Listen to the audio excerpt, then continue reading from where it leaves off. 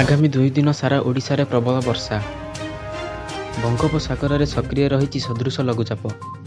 ଆଜି ଏହା ଉତ୍ତର ପଶ୍ଚିମ ଦିଗରେ ଗତି କରି ଉତ୍ତର ଓଡ଼ିଶା ଓ ପଶ୍ଚିମବଙ୍ଗ ଉପକୂଳ ମୁହାଁଇବା ସମ୍ଭାବନା ରହିଛି।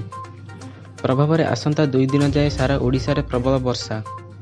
ଆଜି ପ୍ରବଳରୁ ଅତି ପ୍ରବଳ ବର୍ଷା ନେଇ 11 ଜିଲ୍ଲାକୁ ଅରେଞ୍ଜ ଆଲର୍ଟ ଜାରି। ଏହାସହ ବଲାଙ୍ଗୀର, ବରଗଡ଼, ସୋନପୁର, ଝାରସୁଗୁଡ଼ା, ସମ୍ବଲପୁର, ସୁନ୍ଦରଗଡ଼, କେନ୍ଦୁଝର, ଅନୁଗୁଳ, ଦେବଗଡ଼, ଢେଙ୍କାନାଳ ଓ ମୟୂରଭଞ୍ଜକୁ ଅରେଞ୍ଜ ଆଲର୍ଟ ଜାରି କରାଯାଇଛି।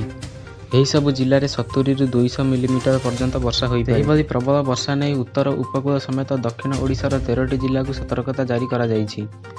ଅକ୍ଟୋବର 3 ତାରିଖ ପର୍ଯ୍ୟନ୍ତ ରାଜ୍ୟରେ ଏହିଭଳି ବର୍ଷା ଲାଗି ରହିବ। 4 ତାରିଖରେ କିଛି ଜିଲ୍ଲାରେ ହାଲକାରୁ ମଧ୍ୟମ ଧରଣର ବର୍ଷା ହେବ।